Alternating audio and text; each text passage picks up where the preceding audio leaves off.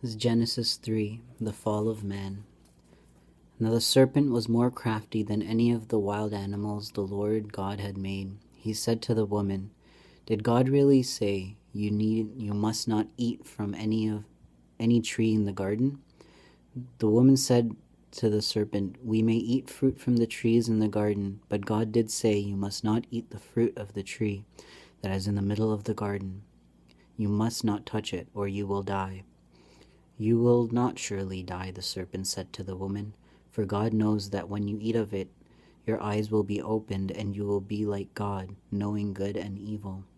When the woman saw the fruit of the tree was good for food and pleasing to the eye, and also desirable for gaining wisdom, she took some and ate it.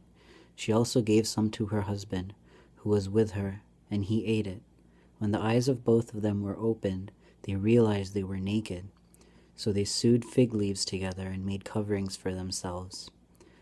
Then the man and his wife heard the sound of the Lord God as he was walking in the garden in the cool of the day, and they hid from the Lord God among the trees of the garden.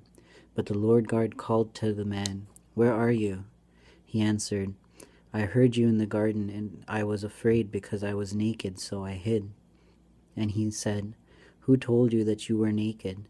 Have you eaten from the tree that I commanded you not to eat from?" The man said, "The woman you put me here with, she gave me some fruit from the tree, and I ate it." Then the Lord God said to the woman, "What is this you have done?" The woman said, "The serpent deceived me, and I ate it." So the Lord said to the serpent, "Because you have done this, cursed are you above all the livestock and all the wild animals. You will crawl on your belly, and you will eat dust all the days of your life. And I will put enmity between you and the woman, and between your offspring and hers. He will crush your head, and you will strike his heel." To the woman he said, "I will greatly increase your pains in childbearing. With pain you will give birth to children. Your desire will be for your husband, and he will rule over you." To Adam he said, "Because you listened to your wife and ate from the tree about which I commanded you, you must not eat from it. Cursed is the ground because of you. Through painful toil you will eat of it all the days of your life. It will produce thorns and thistles for you, and you will eat the plants of the field. By the sweat of your brow you will eat your food until you return to the ground, since from it you were taken. For dust you are, and to dust you will return." Adam named his wife Eve, because she became the mother of all the living. The Lord God made garments of skin for Adam, and his wife clothed them.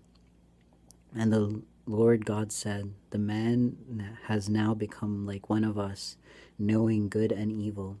He must not be allowed to reach his hand and take also from the tree of life and eat, and live forever." So the Lord God banished him from the Garden of Eden to work the ground from which he had taken. After he drove the man out, he placed on the east side of the Garden of Eden cherubim and a flaming sword, flashing back and forth to guard the way to the tree of life.